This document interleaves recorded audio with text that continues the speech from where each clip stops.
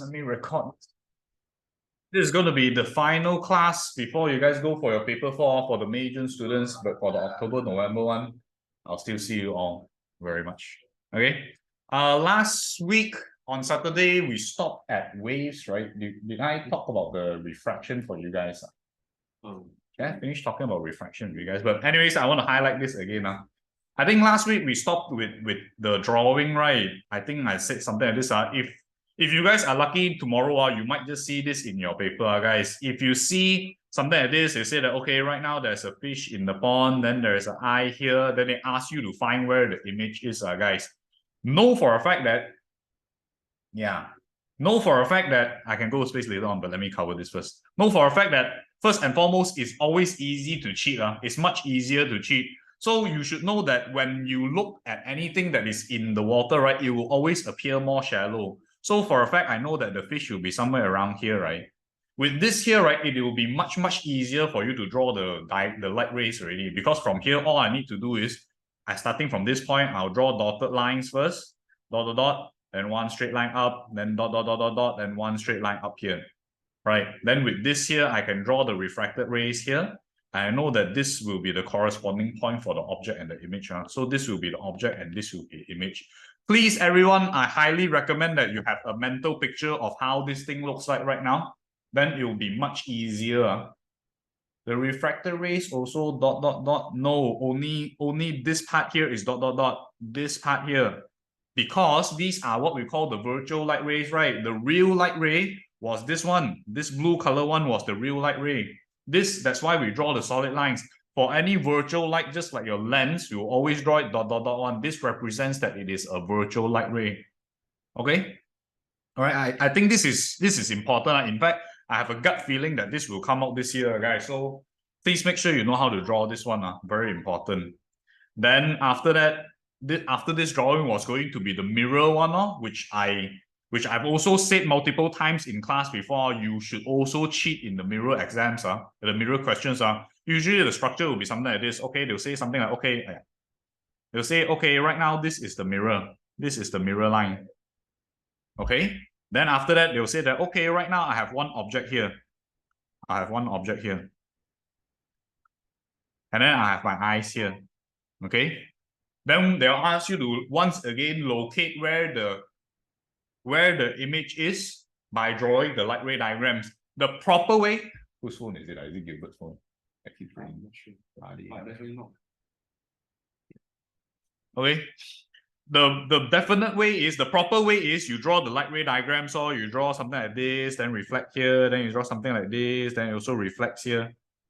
And then you notice that it's already not even correct already. Right. So what I always recommend you guys to do is, you cheat straight away. What you do is you measure with a ruler how far this is. Okay? Then you say, let's just say for example, you use a ruler, you measure already is 5 cm. Exactly upwards, you measure 5 cm, and straight away you locate where the image is.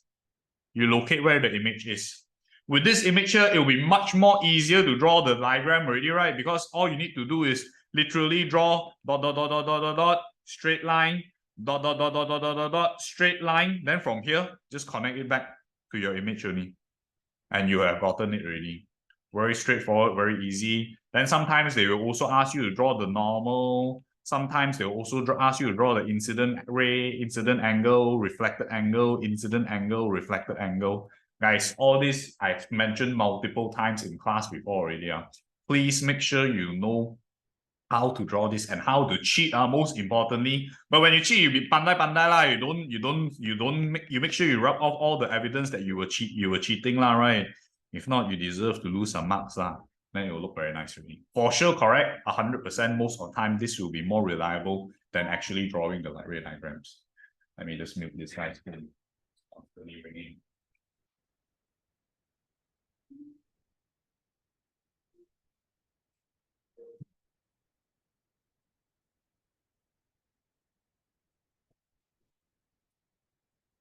The dotted line, of course, include lah. The dotted line is the one that is the virtual light ray, bro. By the way, guys, in terms of this image characteristics, you must know that it is virtual and it is laterally inverted. Laterally inverted Inverted means to say that inverted is upside down, right? Laterally inverted means to say it's left side right, which is essentially what you see in the mirror, guys. Erase all the evidence lah, bro. Like you draw here to here, then they know that you cheated, right? Bro, you 听我讲话的嘛? Okay, anyhow, this is supposed to be a final diagram lah. Make sure you erase all the evidence that you cheated lah. You know lah which one you use to cheat, right? Then you erase all the useless things.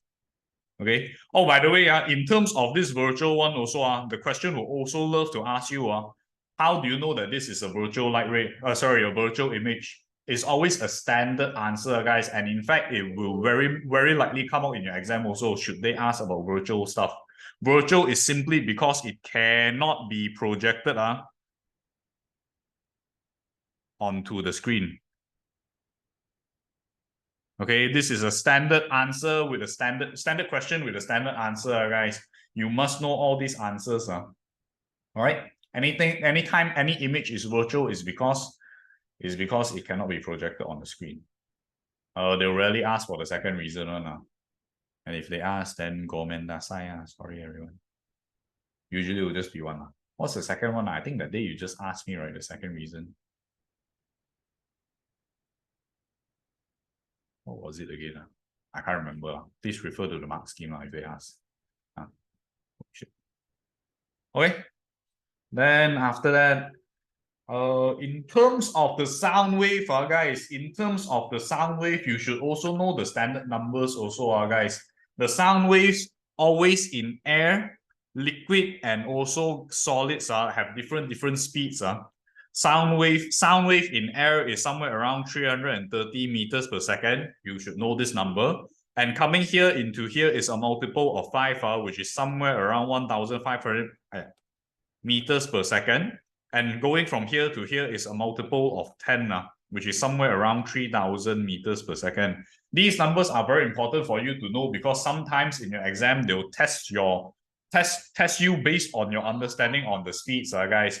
You should know for a fact that the reason why air is the slowest is because the air molecules are furthest apart. Liquid are relatively closer together, and of course, solids are already touching each other. Right? Roughly, not exactly, roughly only. Okay, so these numbers are important. Please make sure you know this as well. And then one more thing I want to highlight is also the echo. Since we're talking about sound. Oh, by the way, how much is the audible frequency again? How much to how much? Like 20 to 20,000 hertz. Very good. 20 to 20,000 hertz. Beyond 20,000 hertz, what kind of sound is that? What kind of sound is that from 20 to beyond 20,000 hertz? Ultrasound. Very good. All right, I can see that Leo is pumped up and ready for the exam already. He's been constantly asking me questions, which I like, right? So things should be fine. Ultrasound, guys, anything beyond 20,000 hertz is ultrasound. And most of the time, ultrasound will be for like echolocation or baby detection, all this kind of stuff. Right? All right. Then after that, in terms of echo, guys, I want to highlight that the formula for echo is going to be speed equals to 2 times the distance over time. Why? Because if you think about it, how echo works is that if today I'm shouting at a wall, right, the sound actually has to travel from you to the wall and then echo backwards, right? So be very careful. As soon as you see the word echo or the sound reflex or something, you should know that the sound is actually traveling double the distance, which is the reason why it's double the distance divided by the time. I'm just worried I might mess up in paper 4. Don't worry, most likely you'll get an A on don't worry. I'm quite confident. You can take my word for it. Okay. Then after that, what else was important? Sound, electro. Oh, let me talk about lens a little bit, guys. In terms of your lens diagram, there are only 2 lens rays that you must know. You should have a very good idea of how the light rays work right now. Then it'll be much easier for you guys to tackle the question. The most common one, like I've mentioned multiple times, is always going to be the magnifying glass. Oh my god, is that how you spell fast? Okay, doesn't matter. The magnifying glass, So how will the magnifying glass work? The key characteristics is, if let's say, for example, this is the lens, right? This is the optical center, and then this is the focal point. Where should my object be placed for it to behave like a magnifying glass again? Far from the lens. Wait, Far from the lens. Far from the lens. Where? Where should it place? close to the lens. In between the F and the optical center. No, here. Guys, as soon as you see, I don't know how the question will be structured up, but if they ask about lens, most likely they'll ask about magnifying glass. If they ask about lens, as soon as you see that the object is placed in between the optical center and the focal point, then for sure it's magnifying glass already. Then after that, you'll just draw the light rays law, right? It's going to be straight line, cut through the focal point, cut through the optical center, and you realize that the light rays are diverging away. So what you do is you draw virtual light rays, dot, dot, dot, dot, dot, dot, dot, dot, dot, dot, until where they meet. This is where the image will be. And the key characteristics is always going to be it's virtual, it's upright, and for sure it's magnified. You must know this, guys. You must know this. Very, very, very, very, very important. The second one, which would probably come out also, is just a normal lens, but it'll be like, it can be literally anywhere. Okay. So let's say, for example, once again, this is the optical center, this is the focal point. The focal point. Let's just say is 2F and this is 2F. Right. They'll place the object here. If they place the object here, it could be literally anything, but most likely it's going to be camera lens. Right. But they don't ask you that. Usually they ask you for magnifying glass only. For this one, once again, you have to draw the light rays straight, cut through the focal point. By now, everyone should know this. Cut through the optical center, wherever the lines meet. This is where the image is. And from here, you should know that it will either be real or virtual. It will be real. It will be inverted, and also depending on the size, magnify or diminish. But most of the time, I'm not 100%. Most of the time, it will be diminished. Please, if you're uncertain, use a ruler to measure how long this thing is, and use a ruler to measure how long this thing is. Then it will be much easier. Then you know exactly. The image arrow need to be dotted. No, it doesn't necessarily have to be dotted for the image arrow. Is it okay to assume if the image is on the right is real and left is virtual? Definitely. If, let's say, your object and your image are on opposite sides of the lens, most of the time it will be real. If they are on the same side of the lens, most of the time it will be virtual. But you cannot answer that if they ask you to explain. The standard explanation will always be, this one can be projected onto a screen. This one cannot be projected on the screen. That's why this is virtual and this is real. Standard question, standard answer. You must know how to answer this one. Very, very important. Okay. Okay, and then one more thing I want to highlight. Usually the questions will be something like this in terms of the lens. But occasionally, they do not place the object above the axis. So let's say, for example, if I have a lens here, they'll say that, okay, right now, this is the object. They'll say that this is the object. Okay, they'll say that this is the object here. And then they'll say that this is the focal point. Okay, so how you draw this kind of light rays? By definition, guys, focal point is a point where all the light rays converge. So if I were to draw the light rays here, right, it will be literally just draw this, draw this, draw this, and draw this, right? Then you converge them all at the focal point here. This is essentially how your eyeball works. Remember, if I ever told you guys the eyeball story, if you have perfect vision, your light rays will all converge at the back of your eye, then you can see everything very nicely. But if you don't have perfect vision, usually your light rays will converge somewhere around here. Will converge somewhere around here. Yeah, shit. But you guys get the idea, right? And then this is when you have short-sightedness or long-sightedness. Okay? Very important. As long as your focal point is at the back of your eye, then you will have perfect vision. Anything else, you either have long-sightedness or short-sightedness. That's why you need glasses. Okay? Okay. What, yo?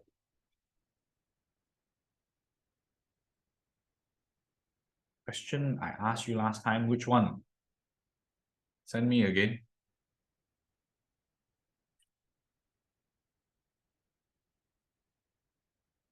Convex lens. how to explain about that one. Doesn't matter. That one just, I say use diverge. If you use diverging lens, it will be a totally different scenario. For the diverging light rays, it will look something like this.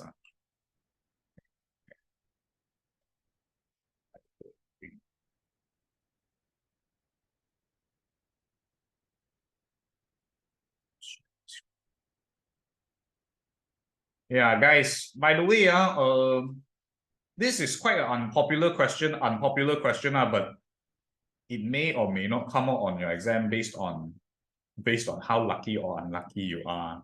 So this year actually doesn't come out in your past year papers at all. But I don't know, maybe this year you guys are the lucky one. You may experience this as your question here. If you experience this as your question, it's the same thing, almost similar like the convex lens, just that straight line. And then by right, it's supposed to cut through the optical center again, guys. Cut through the optical center. And the second one, we will just still straight cut through the optical. Sorry, let me repeat myself. I think I made a mistake. You go straight, then it will cut through the focal point. Then this second light will cut through the optical center, guys. Wherever the light ray meets, this is where the image will be formed. Another example is, actually they're all the same. Go straight, cut through the focal point, cut through the optical center, wherever the lines meet, there is where the image is, and so on. I actually don't know whether this will come out in your exam or not, but if it comes out, you better make sure you know how to draw it. Right.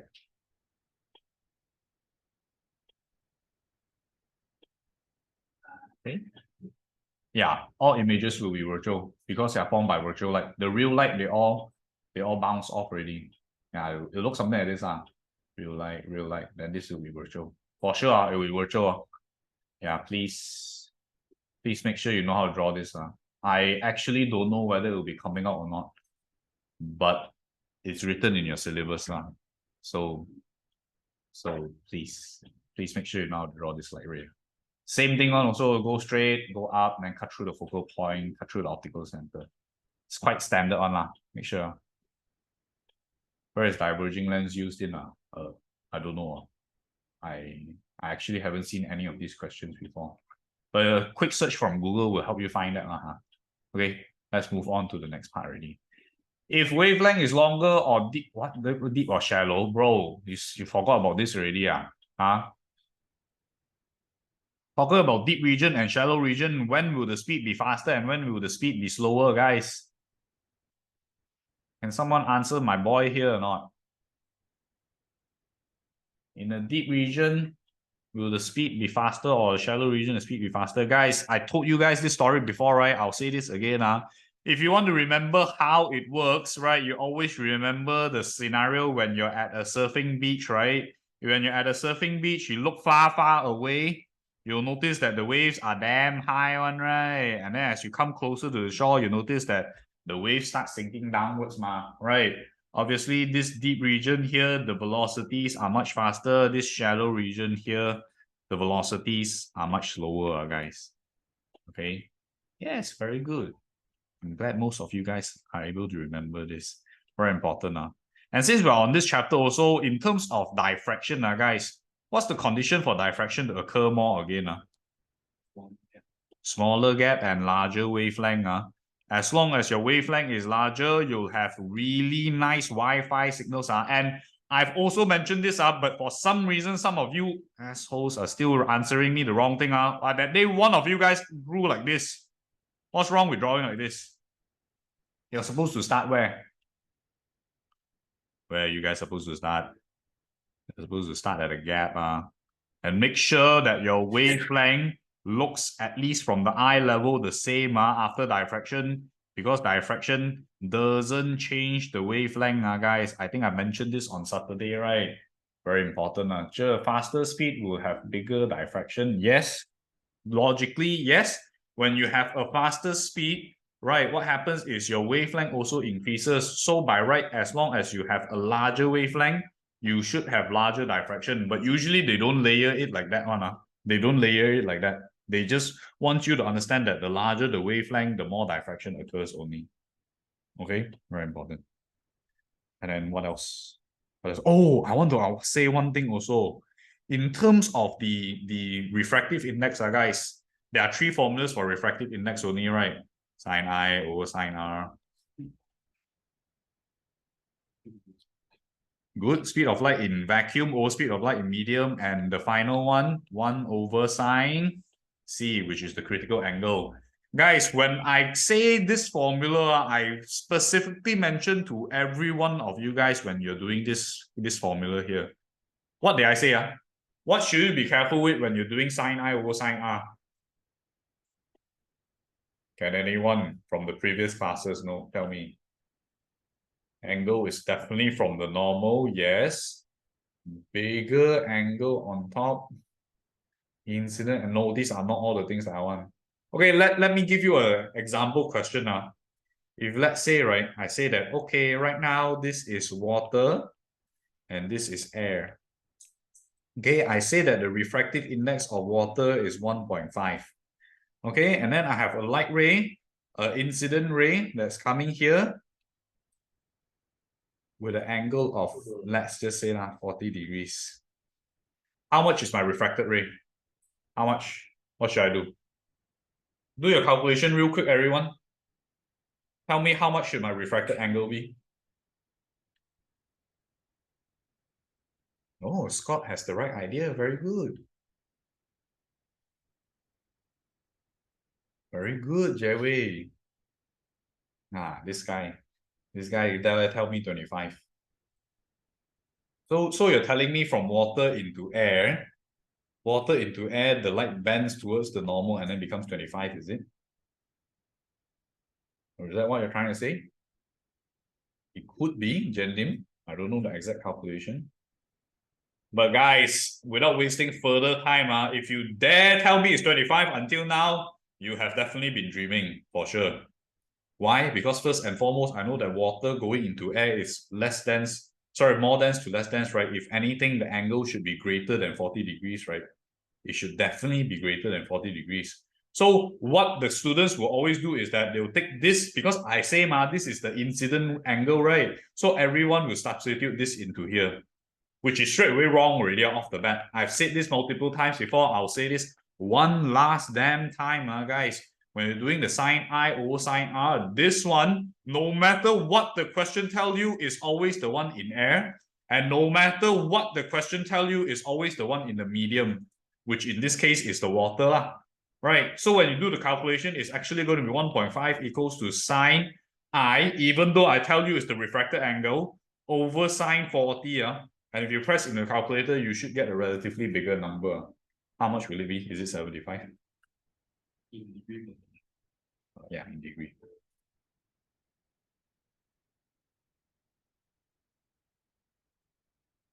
Yeah. 70 something, 75. Yeah. It should be 75. Oh shit. So by right, your angle should be 75. Guys, tomorrow if you lose marks from this, then go man last side. And let me know also if you lost your marks and come visit me so that I can beat. Right? Very important. Don't lose marks in this. And then in terms of the critical angle, I also highlighted this in class before. I'll say this again. If tomorrow they give you an optic fiber like this here, right? And they say that the light ray is shooting like this and they ask you to complete the light ray, don't zigzag like this. I tell you for sure you'll lose your marks. Most of the time, the mark scheme only allows for maximum 2 bounces. So if you can, you just draw directly out. If really cannot, then you draw maximum 2 bounces. Okay? Don't zigzag. Don't zigzag. Very, very important. Okay? What else? What else is important in this chapter here? The electromagnetic waveform. What if they gave us the first bounce, then you draw the second bounce? If not, then you try to draw it out straight away.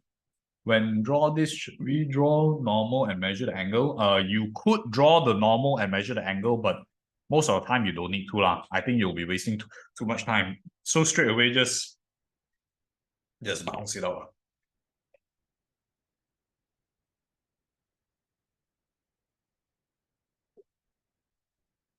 Yeah, total internal reflection is from more dense to less dense.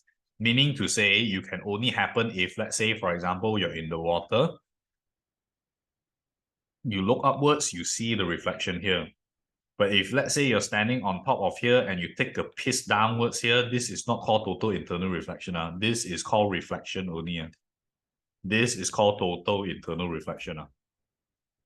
Yeah. Okay. What else? What else do you need to know from this chapter? The electromagnetic waves. The electromagnetic waves, you should remember this by now, but frankly speaking, they rarely ask you this in paper form. Electromagnetic wave is always ringgit. Malaysia is very something. No good. I don't know. You didn't. I didn't say that. Don't come catch me, Popo. Right. From here is radio, micro, infrared, visible light, ultraviolet, and X-ray. The characteristics is always that they are all the same. What? What's the characteristics? Electromagnetic waves. But you are, electromagnetic waves are. Oh, they are the same speed, which is 3 times 10 to the power of 8 meters per second. Right. Which one has the larger wavelength? I think I recorded, right? Yeah, I did. Yeah, radio has the largest wavelength, then followed by gamma, right? And because of that, which one has the largest frequency? Yeah. Gamma has the greatest frequency, right? Then this one we have the lower frequency. Okay. Okay, very good. Okay, but they rarely ask you this. You should know the usage. The basic usage is as radio is single-way communication, usually for radio station. Microwave is for two-way communication and also literally your microwave oven. Infrared is everything that has to do with heat. Visible light is everything that you see. Ultraviolet will usually for detection of forged notes, guys, or skin cancer. X-ray for bones and security checks. Gamma is for cancer treatment and also what's it called? The sterilization of medical equipment. Yeah. But they rarely ask you this, honestly. So we're not going to waste too much time here. Then moving on to the chapter for the electricity chapter, the first thing you learn about is the magnets. That day, I have one idiot that dared to draw me the magnetic field. He drew like this. I also cannot remember. I think he drew something like this. And then I told him to draw 3 lines, right? He dared to draw me like this. He draw like this. I wish I could beat you, but I will beat you on Saturday. Oh, he left already.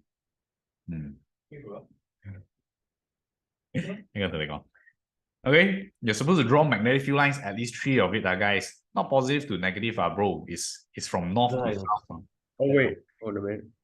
North to south, you know, like you draw. That's what I'm saying. Oh, yes, north to south, make sure you draw the lines, right? And make sure they don't, what's it called? What's that called again? Intersect. They never intersect. Okay, as soon as you draw them to intersect, you lose your marks already. Okay, wait, mute yourself with you. Okay, now I muted for you. Okay, it's always going to be north to south. In terms of the magnetic chapter, not much you need to know. You just need to know when is it a temporary magnet, when is it a permanent magnet only, okay?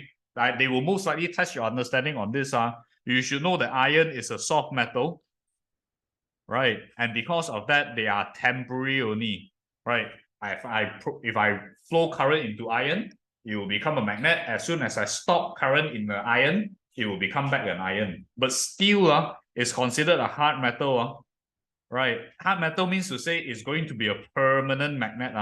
Permanent magnet means to say as soon as I magnetize it, it will not lose its magnetism and it will retain its magnetism over a long period of time. You need to know this, guys.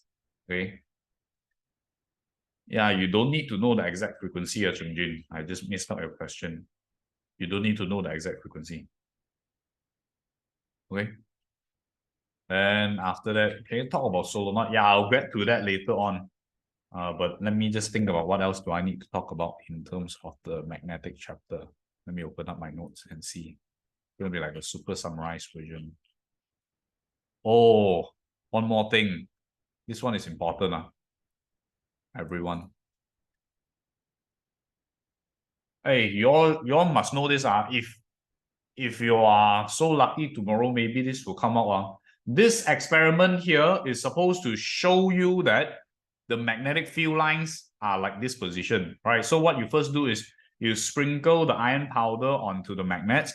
Once you have this pattern ready, you tap gently the bottom of the paper so that all the loose iron fillings get into position of the magnetic field. With the pattern of the magnetic field, you should place all these small little compasses around the pattern, and you'll notice that the compasses all point in from north to south. This is because the stronger magnet will always influence the directions of the weaker magnet. Okay, that's why you'll notice that they'll always, these weaker magnets will follow the direction of the stronger magnet. Okay, so if you ever paid attention in class or you still have my notes, you'll notice that you place the bar magnet on the laminar paper, sprinkle the iron filling, tap the bottom. Then after that, you place the compasses around the magnetic field. And then this is because the stronger magnetic field will influence the direction of the weaker magnetic field. Everyone must know this, must. If you are so lucky, tomorrow this will come out also. Okay. Then, after that, this one you also should know, guys. This here is the prerequisite of how the electromagnetic induction occurs, and Lenz's law and all those things. When you have current flowing in the conductor here, right, what happens is it will generate its own magnetic field. The current will generate a clockwise or anti-clockwise magnetic field depending on the direction of the current. For example, X here means to say that the current is going into the paper, and using your right hand grip rule, this thumb is the direction of the current. These four fingers are the direction of the magnetic field. So you point it into the screen and you'll notice that your four fingers are rotating in the clockwise direction. Okay, if it's a dot here, it means to say the current is coming out of the screen. Okay, out of the screen, you see that your four fingers here are in the anti-clockwise direction. That's how you determine the direction of the magnetic field. Okay, this is what we call the right hand grip rule. Later on, you'll learn about another right hand grip rule. But yeah. Okay, anyways. I think I'll go through the notes easier. Don't need to recall so much. Then after that, electric charge. I think everyone should know this by now. If you don't know this, then you deserve to lose your marks. I do want to highlight this statement here, which occasionally comes out in your exam, guys. It occasionally comes out in your exam. You need to define what an electric field is. And I've told you this in class before. I'll say this again. Electric field is a made-up phenomena. You know, like unlike magnetic field, we can't do something and prove that the electric field is there. So what the scientists they did was, right, they placed a very small positive charge near another positive charge here, and they observed where the direction it went. Okay, they noticed that obviously all positive and positive repelled, right? So they place one here, one here, one here, one here, one here. They notice that, oh, all the positive charges move away from the charge. So this gave rise to the electric field that you see today. Same thing for the negative charge. If I place a positive charge here, it will be attracted inwards, right? That's how this electric field came to be. That's why if they ask you to explain, is the screen tilted, by the way? If they ask you to explain what an electric field is, which commonly comes out in your exam, like maybe 50% of the time, see you're unlucky or lucky, right? Electric field is a region in which electric charge, which is that small positive charge, experiences a force. Alternatively, you could also explain that direction of an electric field at a point is the direction of the force on the positive charge of the point. Basically, you need to know what's going on, then you can bullshit your way through. If you read it word by word, you can't remember everything, right? Literally, like if you ask me to read it word by word, I also cannot remember it. But I know for a fact that this is a positive charge here, and this is the force experienced by the positive charge. Then you can more or less bullshit your way through it, right? Please make sure you know, don't just remember it word by word. It will definitely not work in the exam. I'm almost certain of it. Okay, and charges are measured in coulombs. Okay. Then yeah, this one nothing much to explain. This one also nothing much to explain. This one is important, guys. If you're lucky tomorrow, this may come out. right? This I don't know how they'll structure it, but they'll always come out in this pattern. They'll say that, okay, right now at this metal block, I want to make it charged up. Okay, it could be positive or negatively charged lah. In this question, I want it to be negatively charged. So what are the things I need to do? I need to place this positive charge very close. I need to connect this earth wire here. Then when I connect this earth wire, all the negative charges from the ground will be attracted towards here. Then I need to remove this first, then only I remove this second. Okay, why? Because if, let's say, I decide to remove this first, what's going to happen is all these negative charges will start repelling themselves downwards. And once again, it will become neutral. I don't want it to be neutral. So that's why before removing the rod, I must remove this thing here first. Because I remove this, then this one becomes negative island already, right? They got nowhere to leave, ma. Then I can remove this. Very important. Proton cannot move. Yes, only free moving electrons. This is quite popular, by the way. You need to know how to answer this. You need to know how to answer this. It's quite popular.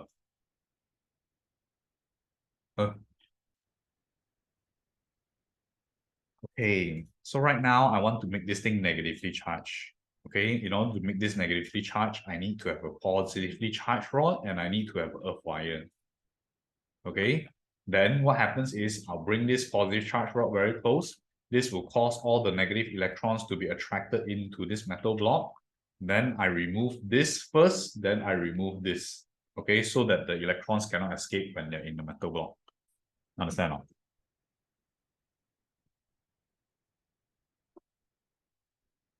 Okay. Okay, then nothing else important here. Oh, shit, there's a lot more.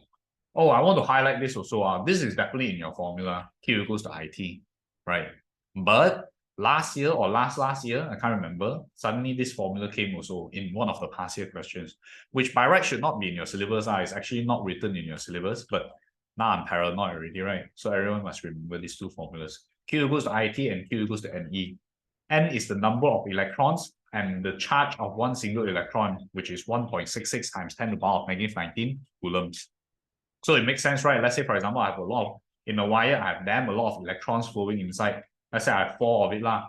Then I'll find out how much charge is flowing here. It's literally this one times 4. Then I'll be able to find out how much charge is flowing here already. Okay, same thing for this one also. The current and the amount of time that it flows it will decide how much coulombs is flowing inside. This one is quite a straightforward formula, nothing to explain. Remember it. By now you don't remember it, then it's GG. Right. No, you don't have to remember this. You don't have to remember this. Is this Sandra? Oh, I was wondering who Yi Ying is. Oh, yeah, you don't have to remember this number. It will be given. Yeah, it will be given. Okay, nothing much. Just remember the formula, literally. And then this one here, it sounds dumb, but one of the years, one of my top students in my class dare to draw me the ammeter in this direction, and they dare to draw me the voltmeter in this direction here. And it's panic. Don't panic, please. Please don't panic. Please don't panic. You can never connect an ammeter in parallel because ammeters have too low resistivity. Too low of resistivity. If it's connected here, what happens is all the current will choose to flow here and it will bypass the lamp and the lamp will not light up. Cannot. This one you should know by now also. Current flows from positive to negative. Electron flows from negative to positive. You should know this also, right? DC looks like this. Direct current, alternating current looks like this. If you don't know now, then it's GG also. Nothing much to explain here. This one is important. This one is important because a lot of students, they always, in fact, the past year papers, they rarely have this question. So if it comes out, a lot of students, they actually cannot answer this. For those who cannot remember this formula, you can think about it as the E equals to VIT formula, right? Which in this case here, if I make V the subject, V will be E over IT, right? E is literally energy, right? Which is work done. Q is literally charge, right? Which is coulombs here. If you cannot remember this formula, derive it, everyone? Very important, very, very, very, very, very important. Okay. Yeah, this all is relatively okay, Not so important. This one here. I want to highlight this one here. In the ohmic conductor, there are basically resistance that are constant things with constant resistance lah. A lot of you students here, right? They always don't look at the axis. If today you think about it, why I know that this constant gradient means constant resistance is because resistance is volt over I, right? Which in this case here will be Y over X. That means to say the gradient represents the resistance, right? But in a scenario, I think one of you guys were asking me, that was Junhao. In a scenario, they swap it up, guys. It's an I versus V graph. Will the gradient still represent resistance here? Definitely not, right? Because in this scenario here, it will be the inverse gradient is the resistance, because it's a V versus I graph already, right? So just be careful lah. In conclusion, you need to know that if the graph is tilting towards the V direction, right, then the resistance is increasing. If it's tilting towards the I direction, then the resistance is decreasing, like this one here. Resistance is decreasing. In conclusion, look at the damn axis properly. If you lose marks on this, you deserve to lose your marks as well.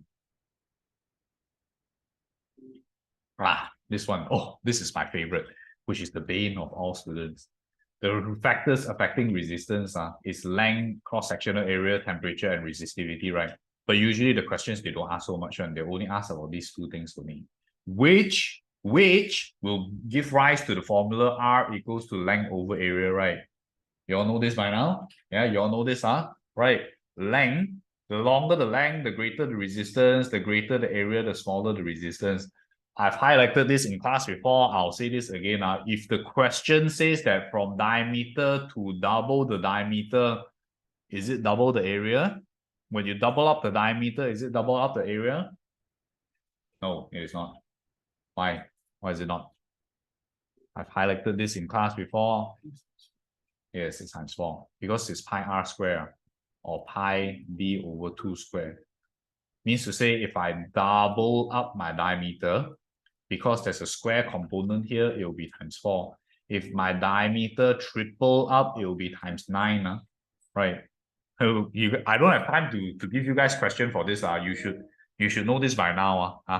For those who do not know, then good luck. I can only help the October, November students only.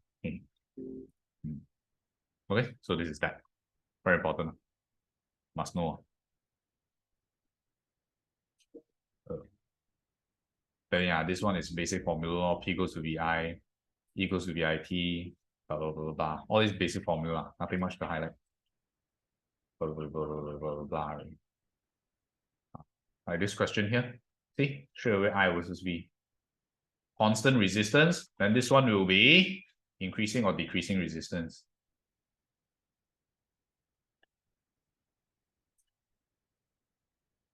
Increasing. Why? Because it's tilting towards the volts. Always ask yourself V over I, right? So if this increases, this is increased. If it tilts towards the V, means to say the voltage increases more than the current. Okay? Okay. Yeah, everything else not important. D, not as important, not important. The symbols here, if today you cannot remember it, then you are literally at the mercy of the questions really. You should know most of the symbols by now. And I would say these two are the relatively more popular ones. If you don't know this, you are dead tomorrow. This one is also relatively important.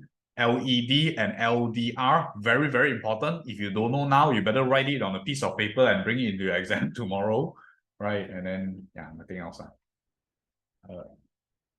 This one here, I want to highlight one thing, guys. A lot of students, when they do the parallel resistance calculation, they go 1 over 30 plus 1 over 30, 1 over 30, which is 3 over 30, which is 1 over 10, right? Then they'll say that that's the final answer already. You have to flip it, right? Yes, LDR, no, more like less resistance. They are always opposite, Kunling. These two things are always, this one and this one are always opposite of each other. More temperature, less resistance. More light, less resistance. Less temperature, high resistance. Less light, high resistance. They are always opposite of each other. Remember, it's opposite, it's opposite, it's opposite. You can thank me tomorrow if it comes up. Then potentiometer is basically just they just separate. You can imagine this being separated into like literally 10 resistors are 1, 2, 3, 4, 5, 6, 7, 8, 9, 10. Right. Starting from here is 0 ohms and starting from here is 10 ohms. So that's why you place it exactly at the middle, assuming it's 10 volts here. This will be 5 volts. You place it closer here because there's less resistance, then obviously there'll be less voltage. And you place it further and because it has higher resistance, it will have higher voltage. Okay. Then this one here, diodes, nothing much to explain. Forward and reverse bias only. Okay. Thermistor, light dependent resistor, and diode. You should know this by now. Nothing much to explain. Oh, and one more thing, guys.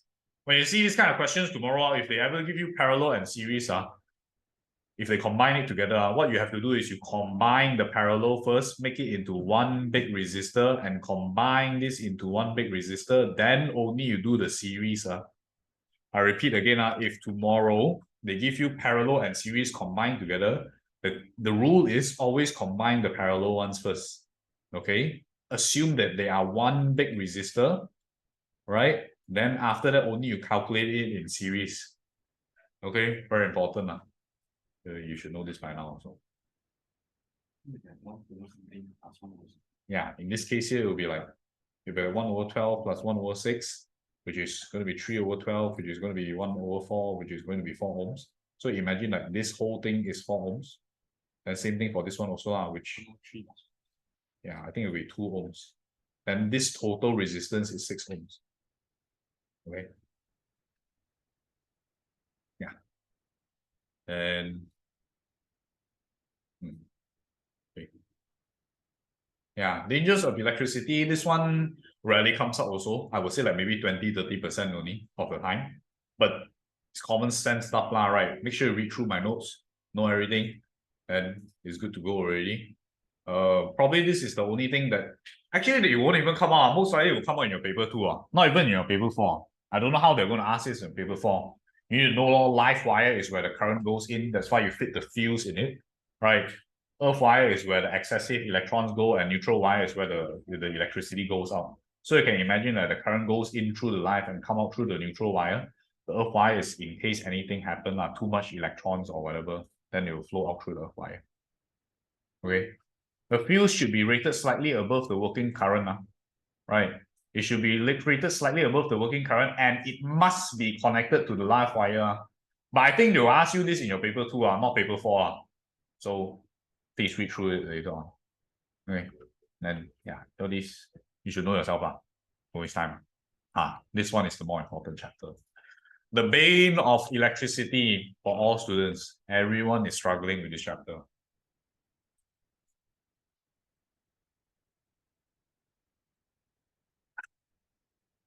Okay, electromagnetic induction. If tomorrow they test you on why there is current flowing in the wire when it passes through the magnetic field, you better sure as hell know how to explain electromagnetic induction. And the keyword I've mentioned 1,000 times by now is that the magnetic field must cut through the coil, which will generate an EMF. Then only there will be current flowing. I repeat again, the keyword is magnetic field cutting through the coil, generates EMF, and then there will be current flowing in the wire. Okay, always these 3 things in sequence. Okay, you should know how it affects how you can affect the magnitude generated from the EMF. Obviously, the speed of the coil, if you cut it faster, the strength of the magnet, and also the number of turns. Nothing much to explain here. Lenz's law, which I will go through a little bit because most of the students, they always find it very difficult to do this one here. This one, just remember the Fan-Jian rule for those who are all here, right? The Fan-Jian rule basically states that when I try to love you, you will reject my love. When I try to leave you, you will try to attract me back in, right? And if you want to look at the more specific reasoning behind this, is because Lenz's law states that the induced current will always oppose the motion producing it. Means to say, when I push this in here, because this magnetic field cuts through the coil, so it will generate its own current. And like I mentioned in the first one just now here, when there is current generated, it will have its own magnetic field, right? So this is where it comes into play. This current will generate its magnetic field. which will oppose the motion producing it. Okay, this current here will oppose the motion producing it, right? And you can determine whether it will be north and south once again based on the right hand grip rule. Your four fingers this time will represent the current. This thumb here will represent the temporary north that you do. GG. It's too late already. Okay. From here, you're supposed to see that this current here, this current, if it's going upwards, your thumb will be pointing towards the left. Right. If your current is pointing upwards, like from my view, your current is pointing upwards here, your thumb pointing towards the left, this means to say that the left side is going to be north pole. But if, let's say you have this one scenario here, the current is pointing downwards from your view, your four fingers should be downwards like this, and your north should be towards the right. And that's why you can see the north here. You understand? Like, it's going to be something like this. Here and here. Right here, four fingers upwards, north, four fingers downwards. Oh no, 这个是 temporary north. 这个是 temporary north due to the current that was induced here. Okay. Okay. Then, yeah. Anyone don't understand this? This is very important, by the way. For sure, come on. If they ask, for sure, come on.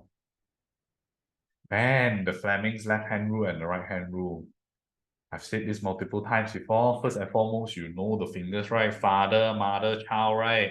Father, good, provide for you. Mother, scold you, point at you. Child, no need to explain, it's going to be this already, right? So from here, you need to know when to use the right and when to use the left.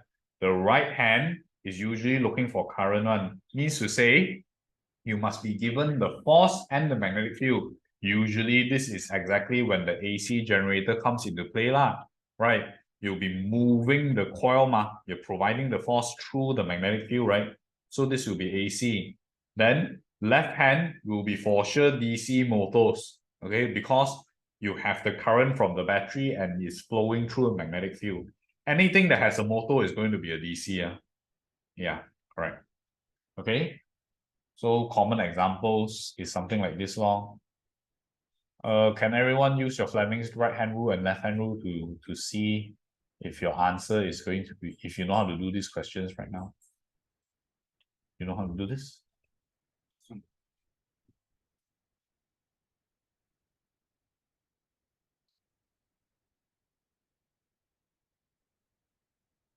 Yes, Jen Lim.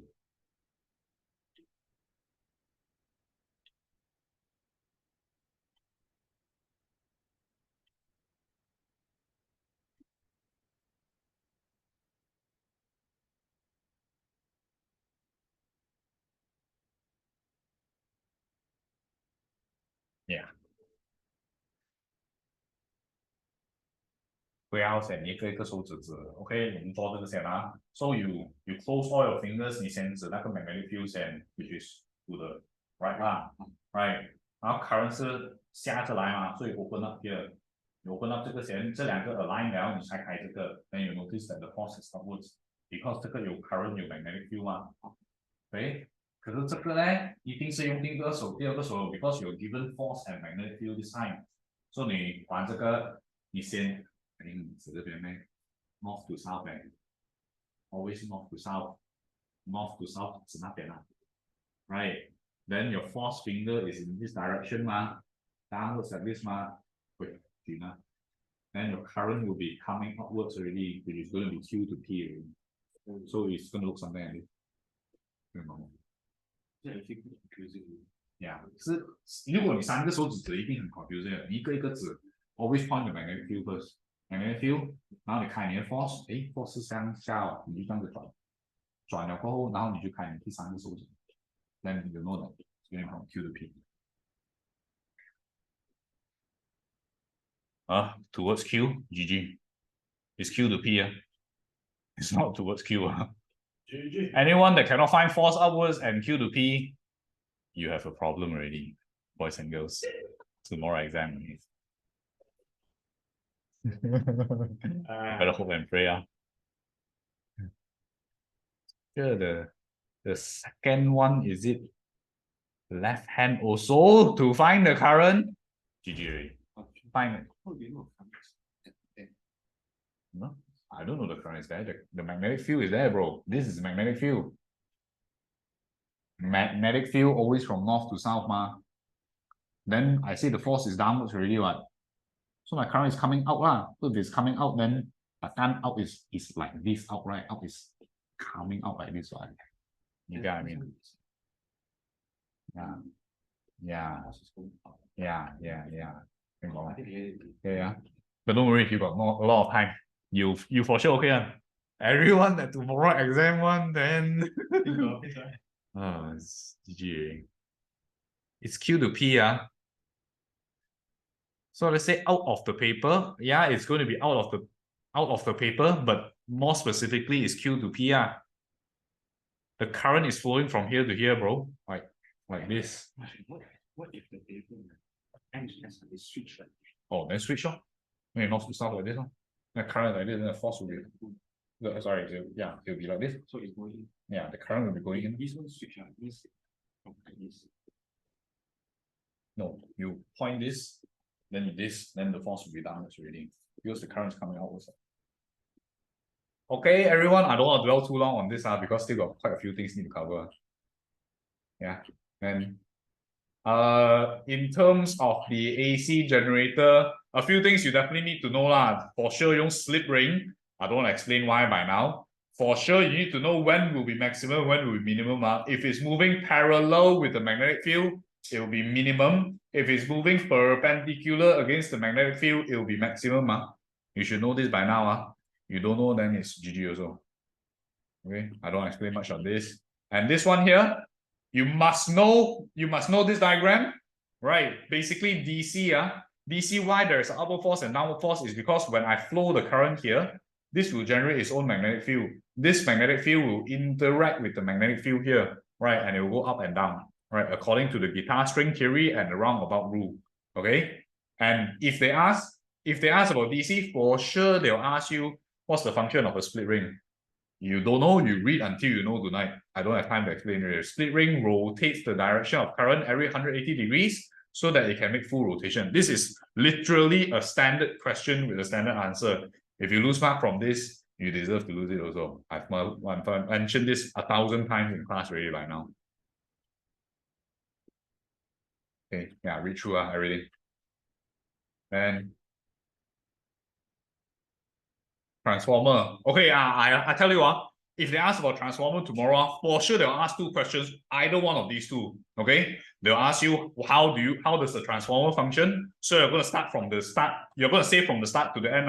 You say AC power supply is connected to the primary coil, which generates an alternating current. Keyword here that cuts through the secondary coil, right? This generates once again EMF and also alternating current in the secondary coil.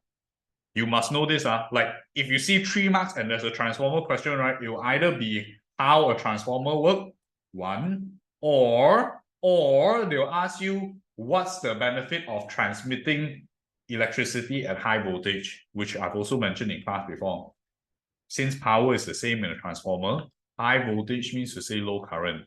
Low current means to say there will be, don't write less resistance. There will be less heat generated in the wire when the current flows, right? It means to say less power reduced. Overall, the efficiency increases. Right. Either one of these two only, if it's 3 marks, for sure. Either they ask you how a transformer works, you better read tonight until you know if you don't know, or there'll be this one here. Why is it important to have high voltage in the cable? Very important. Must know. Right. And one more thing, if they ask you to do calculation, here to here is times 4. Here to here is times 4 also. You don't here to here also times 4. It's divide because the power is the same. Power of a transformer is assumed to be 100% efficient, right? Unless stated otherwise. Okay, same thing for this one. So here divide by 5, here divide by 5, here times 5, because the power is the same. Very important. You should know this. You don't know, then it's also GG. Okay. Okay, next. Wow, opening up too much already.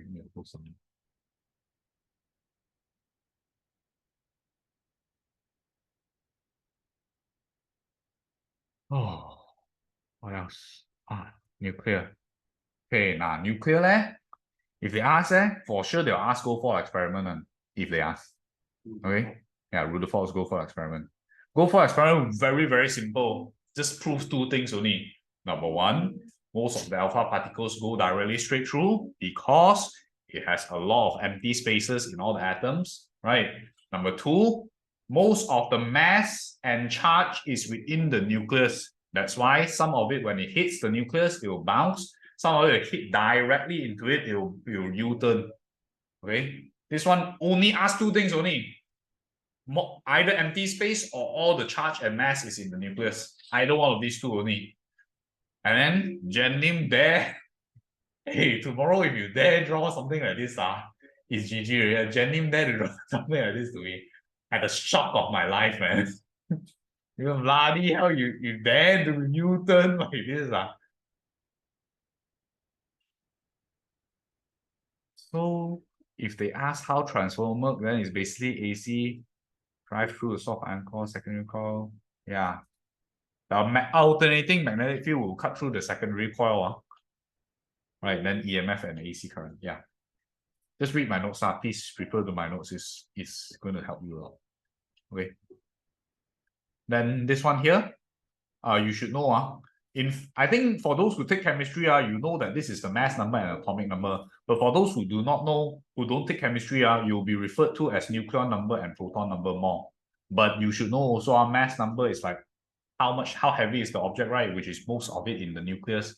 So it's in the nucleon, right? It's called nucleon, right? Proton and neutron. That atomic number is just another fancy way to say proton number only, depending on how the question is. So you have to be careful. Okay. Then this one here also is 3 marks. If they ask about isotopes or they ask you to even better explain what an isotope is, it's a standard question with a standard answer. Same element, same proton, different neutron. Okay, same element, same proton, different neutron. If they give you 3 marks, then you better say they have the same chemical properties also. Same chemical properties if it's 3 marks, guys. If it's 3 marks, you have to write the same chemical properties. This one you know. For those who take chemistry, this is like literally 3 marks already. For nuclear fusion and fission, you should know by now that this occurs in the sun and this occurs in the power plants. Okay, like Japan, where Godzilla comes from. Okay, from here, you need to know that fusion is the bonding of 2 hydrogen atoms to form 1 helium, right? And you need to know that fusion occurs because the neutron bombards the uranium nucleus, then splits it into smaller parts, which also spits out neutrons to bombard other, and then you become a chain reaction. Okay?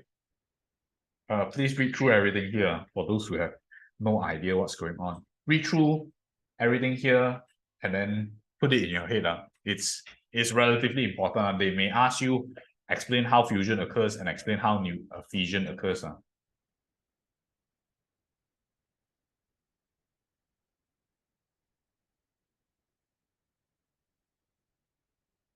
Wow, 講到口水都乾嚟。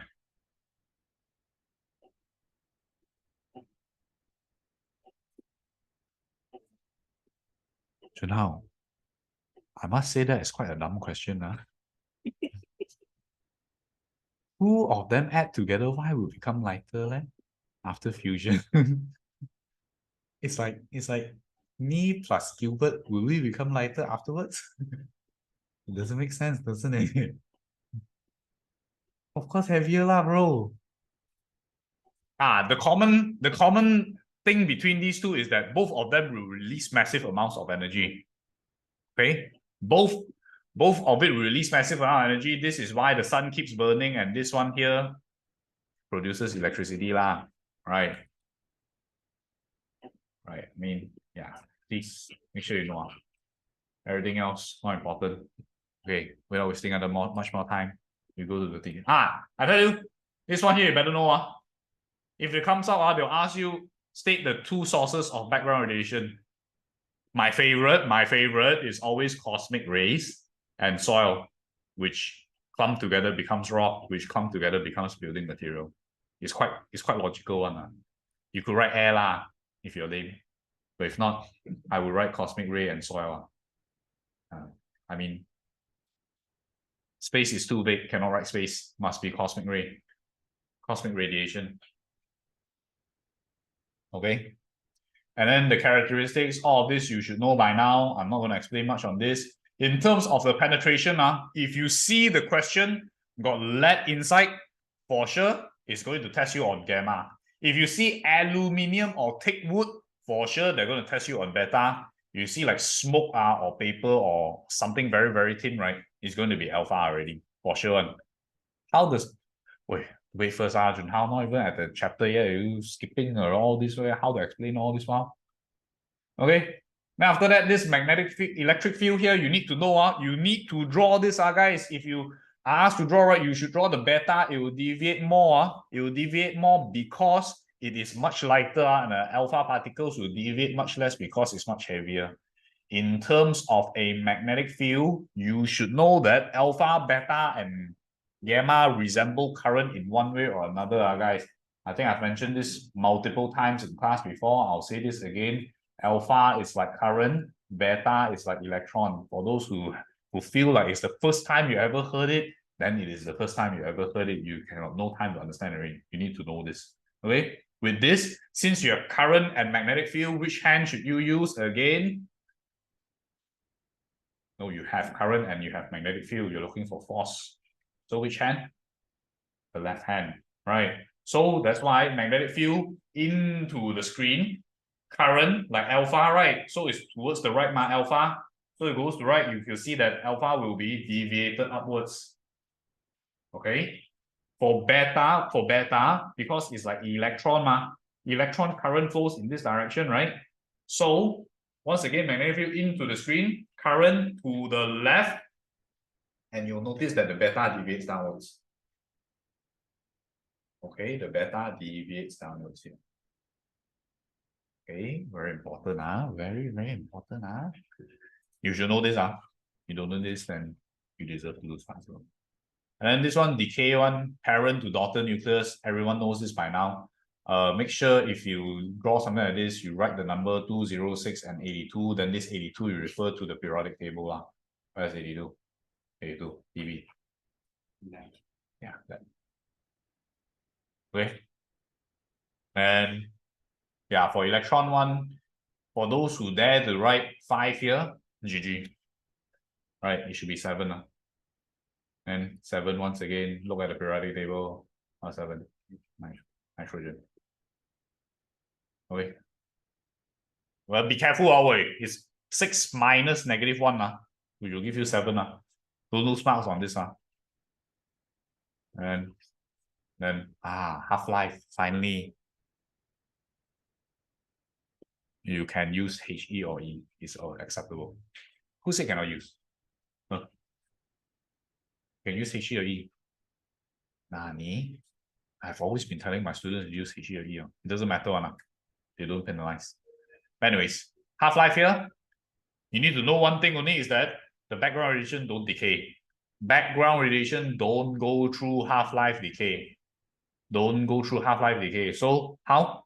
What you do is, if let's say, for example, they have a question that says, got background one, I don't know, something like this, they say that, okay, right now I have a detector without anything on the table, there's 200 counts per minute. Then, sorry, without anything on the table here, there was 30 counts per minute. Then after that, I place a radioactive source here already. Right now, it jumps from 30 to maybe 200 counts per minute. So from here, you should know that this thing here is 170 counts per minute.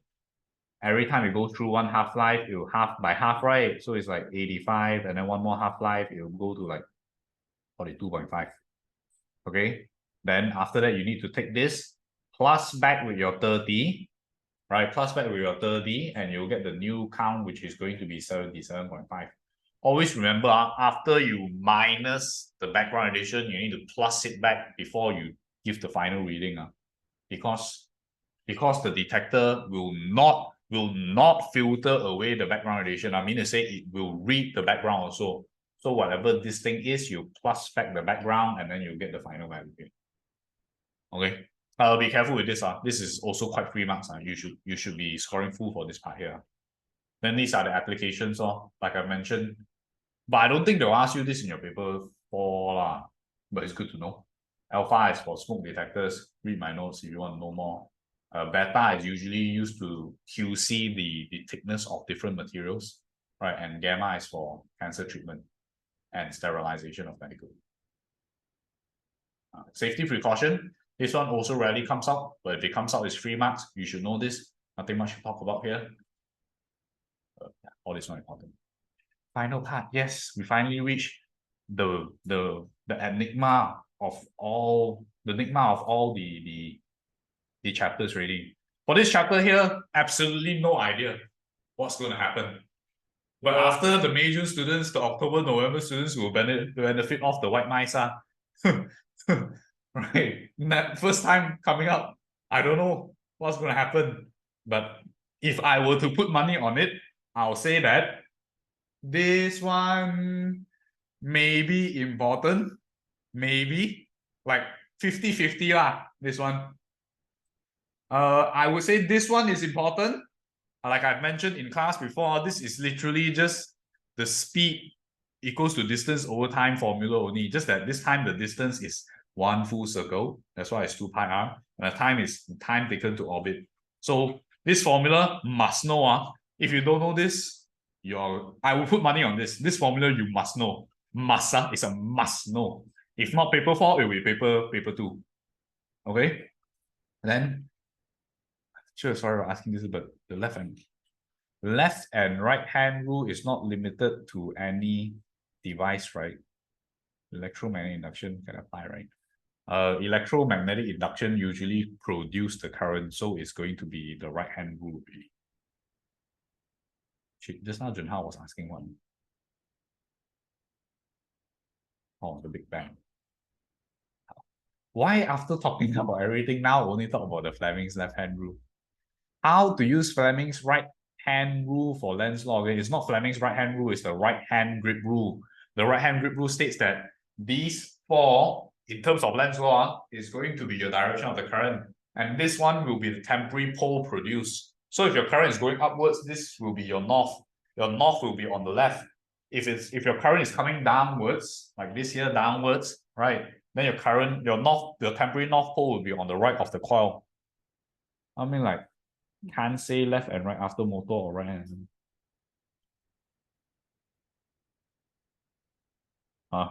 What do you mean? Right hand is for sure generator. Left hand is for sure motor. No other way around it. 100%. For sure, 100%. Okay, but anyways, read the question properly. Okay, then this one here, I will put my money on it also. I will assume you need to know the sequence of the planets, which you just say my very extreme mother served us narcotics, right? Then Mercury, Venus, Earth, Mars, Jupiter, Saturn, Uranus, and Neptune. Okay.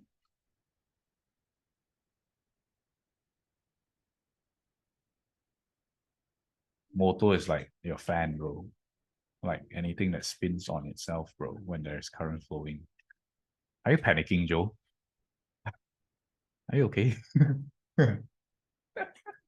Wish you were in the center and I can see you panic.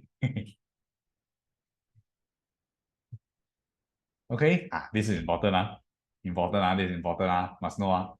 And then from here, you should also know that the rocky planets are closer towards the sun, right? And the gas giants are further away because they are swept away by the solar flares one.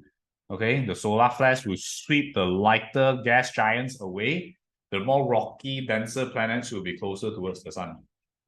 Okay. Then I'm not sure if this is important, but if they were to ask, they'll ask like, what's the difference between an asteroid and a comet? You should know that asteroids are made of metals and rocky materials, whereas comets are ice, dust, and rocky materials. Like for safety measurement, please remember this. Like this is important. Asteroids and meteoroids the same? That's a very good question. I also don't know. Asteroids versus meteoroids. I would assume no lah. Meteoroids is a small piece of asteroid. Oh, so meteoroid is like 流星花园的流星. Then the asteroid is like a big chunk in the sky, in the space. And it comes down, friction and everything becomes smaller. You call it meteoroid already. Okay. No, you don't need to know about meteoroids. It's not in the syllabus. Anyways, yeah, this is important. Like, I'll put my money on this. This one here, not so important. You need to know where the asteroid belt is, obviously, right? It's between Mars and Jupiter. This one, nothing much to explain. Make sure you know. This one is very important. I would say very, very, very important. Anyone wants to watch this video again? The moon cycle. Money? What money? What are you talking about? What? Don't need the moon cycle? I don't know. I'm not sure, honestly. But if you, I don't know. I say first, I don't know, right? But if you want to be safe, you memorize it. I don't know how they are going to ask this. I don't know, actually. I wouldn't put my money on this. Because you see, paper 4, they only have one question to ask only. I don't think they'll ask this. But I could be wrong. But I don't think so. But anyways, I'm quite certain. I think it won't come up. If anything, I'll put my money on this. The accretion model. The accretion model is basically talking about the gathering of all the materials and matter in space. Then it starts flowing and spinning and spinning and spinning. And as it starts spinning, more mass and more gas gathered inside, and then more mass gain, more gravity start to spin, and then eventually the pressure increase inside, and then they form the protostar, right? Then the protostars continue spinning, and then it starts to clump other matter around it. Then you start forming the planets and shit and whatnot, right? Then the solar system was formed already. It's actually a very detailed. I've really doesn't justify what I've said. This part here is actually very important. For those who are not sure, please watch this video again. It's a very, very perfect video to explain the accretion. This, okay. But for those not, then you read this. Everything read that. Okay. Okay. Send what to link? Send one link. Oh yeah, sure. Later I'll send. Oh, you mean this one? Bro, it's in the notes, isn't it? Bloody hell. Okay, everyone, save this down. I'm gonna send it on to Zoom. Watch it yourself. Save it down on your own. Send it yourself. Okay. Please. Later. No, send it yourself. Okay. Okay lah. Tingling off fire. Okay, then I'm not done yet, by the way. Guys, pay attention. Shut up. Then this part here is common sense. The further you are away from the surface of the planet, the weaker the gravitational field strength. Nothing much to talk about that. This one is relatively important. I don't know if they'll come out, but you should know that by right, most of the planets don't spin in a circular shape. They spin in an elliptical orbit. Elliptical orbit is just high-tech English for oval rotation only. Okay? The elliptical orbit states that when you're closer here, you actually spin faster. If you're further away here, you actually spin slower. That's all you need to know. Everything else is like maybe only. Okay? Okay. Then the final chapter. Yes, we are finally here. Yes, the final chapter. Final chapter, the stars and the universe. This one is not important. It's just talking about fusion. This one is talking about, we're talking about our galaxy is in the Milky Way. You should know this by now. Guys, like literally, right? If anything, if I had to all in one round, right? I'll put all my money on this one here. Like all my money on this one here. if I will put gambling lah, but you shouldn't have been gambling lah, right? You should have known everything by now. But if let's say so unfortunate that you did not do your revision and everything, right? This is the place where you put all in. This is all in uno, bitches, right? This one is basically talking about the life cycle of a star. You must know this. It's a must. You need to know what happens and everything. And yeah, this is once again a very, very detailed video that explains how the protostar works, which I base my notes on also. This is important. You need to know also. Okay. Literally starts from dust and gas from the accretion disk. Then the protostar was born. Then you have main sequence star. Depending on how the star is formed, it will either form a red giant or a red supergiant. Red giants will form white dwarfs and black dwarfs, right? And then super red giants will form supernovas, which is boom, right? Then you'll form either a black hole or a neutron star, which will eventually form into a black hole. So, okay. Yeah, you should know this. Very important. If you don't want to read anything, please read this. This is like super important. I read through everything. Okay. And then, yeah, this one here basically says that the universe is constantly expanding further and further and further. And this can be proven with the redshift.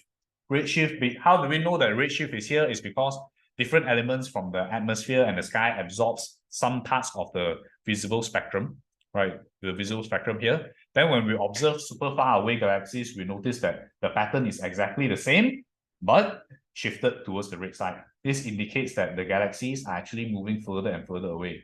If the galaxies are moving closer together, what happens is you actually see a blue shift, which obviously is not the case. It's a red shift. Okay, so it's moving further away. Okay.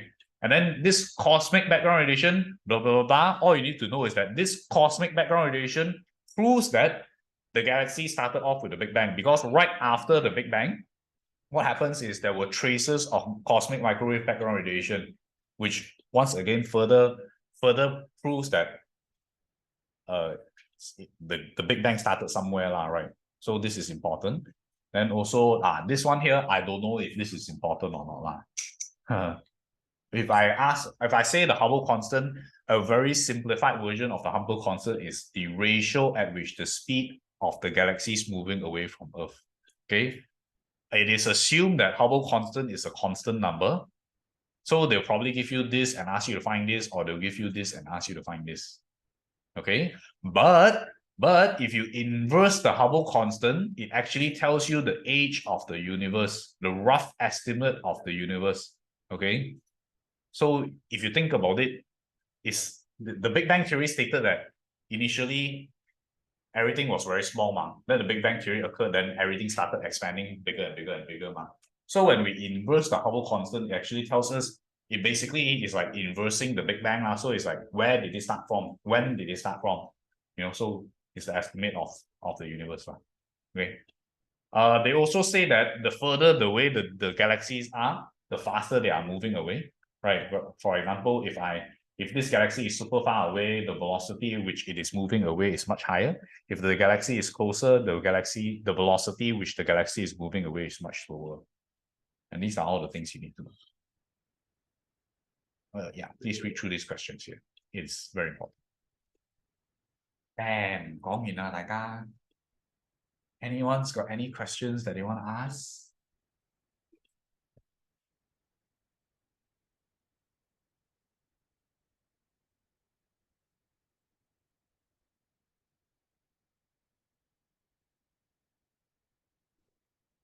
Barometer is not in the syllabus.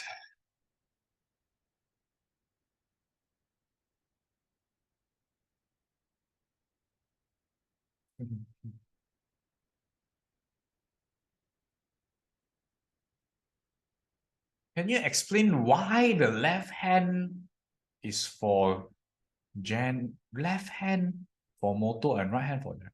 Because left hand is finding for force, right?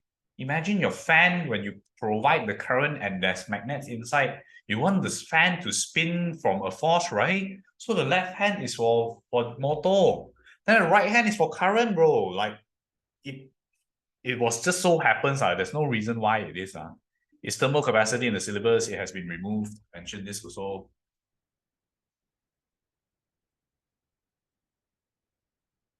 Okay. What else? What else, guys? What else do you want to ask me? Oh, I want to say one more thing also. Since I'm thinking about what could come out tomorrow, right? If you see like, okay, I've got a ball falling down 18 meters, right? And they ask you for the velocity. But what should we do? How do we find the velocity? What formula do we apply? Nope. You don't have time. You only have these two. Very good. It's supposed to be potential energy is equals to kinetic energy, which in this case here will be mgh equals to half mv squared. The mass is not needed because they'll cut each other off. Very important. And then, okay, they'll say after somewhere down the line, right? They'll say something like, okay, let's just say you calculated your velocity to be 10, right? They say that in reality, the speed is only 8 only. Then they ask you why. Why you calculate to be 10, but the speed is actually going to be 8 only? What happened? Why?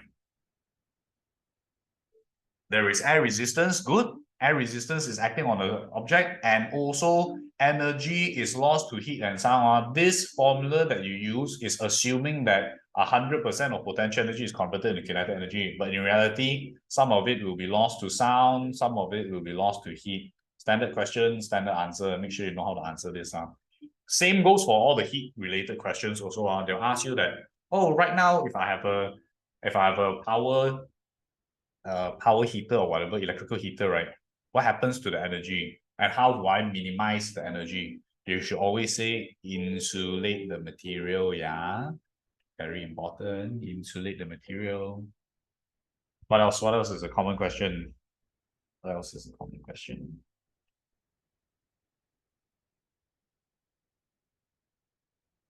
Okay. They could also ask you about, I don't know if I mentioned this before or not, that they could ask you the difference between rarefaction and compression. And you're supposed to say that this is region of high pressure, low molecules. Oh, sorry, region of low pressure. Low pressure, low molecules are further apart. And say compression is the exact opposite, region of high pressure, so the molecules are closer together. And what else?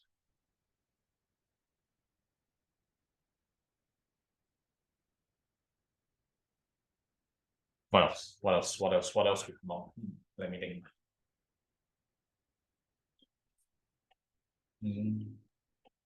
Yeah, I think region of more pressures or molecules are compressed.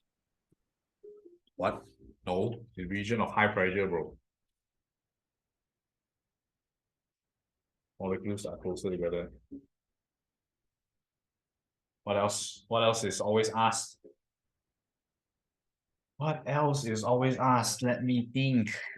Okay lah. One last thing before we end the class, guys. If they ask about the thermistor and light dependent resistor, usually the setup will be something like this. Is that okay? Right now I have a battery here, I have a normal resistor here, and then I have like a thermistor here. Okay. Then they'll say that I have a light bulb here, or maybe a siren here, or whatever lah. Right. Then I ask you, say what happens when the temperature increases. Shit, no. Say what happens when the temperature decreases. Then I'm gonna say, as the temperature decreases, what happens is the resistance increase ma. When the resistance increase, this means to say it will draw more potential difference across here, right? And since these two things are in parallel, this means to say this thing will have an increased voltage also ma, right? Then after that, you're going to say, when this has more voltage, then obviously this thing will light up lah. So when will this be good? It will be good when the temperature is low and you need the alarm, right? But if let's say you want it to be something else, you'll have to rearrange the circuit, right? Let's say, for example, if you rearrange the circuit to be here, is it going to be here? Yeah, you have to play around with the voltage and resistor. If let's say the temperature is high right now, the resistance will be low. This one will be like a fire alarm. No? When temperature is high, the resistance will be low here. Right? When the resistance is low here, it means to say here the resistance is relatively higher, which means to say the voltage drawn is higher and also the current is higher. So this thing will light up. So this could serve as a fire alarm. Depending on where the light bulb is connected to, you need to know what to write. Okay, no. What else? What else? What else? What else do you need?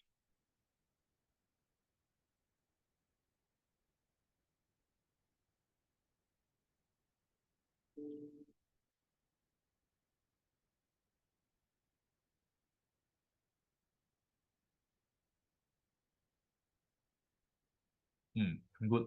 If there's no questions, guys, I'm going to say, yeah. What time I sleep? Later I sleep already. Don't keep bombarding me with WhatsApp. Oh, you can message me. You can message me. What time I wake up? 10 o'clock usually. Okay. Yeah, you can message me lah today.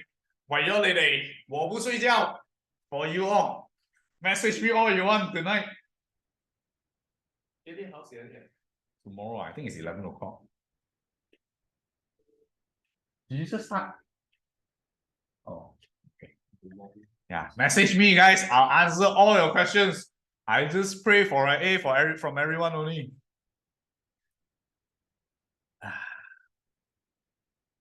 Okay, guys. Yeah, I think I'll stop here today lah, guys. If you have any questions, just message me lah. Please, if you want to maximize your remaining time before the exam, don't study anymore already. Start doing all the questions. Then you know what you don't know. Okay, everyone. But my cut-off time is 1 o'clock maximum.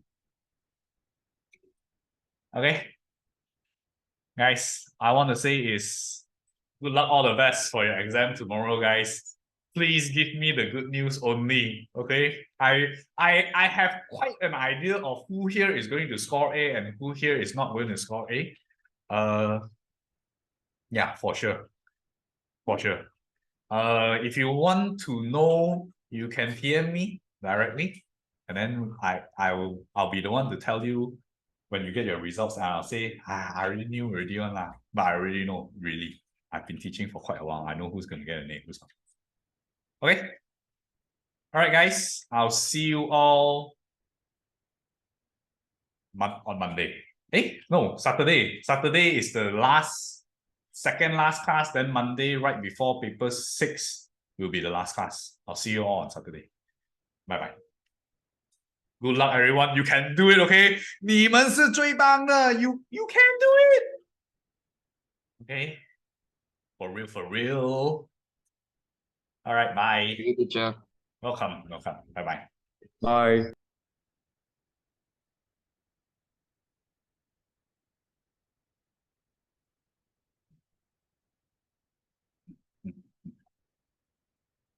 Bye-bye.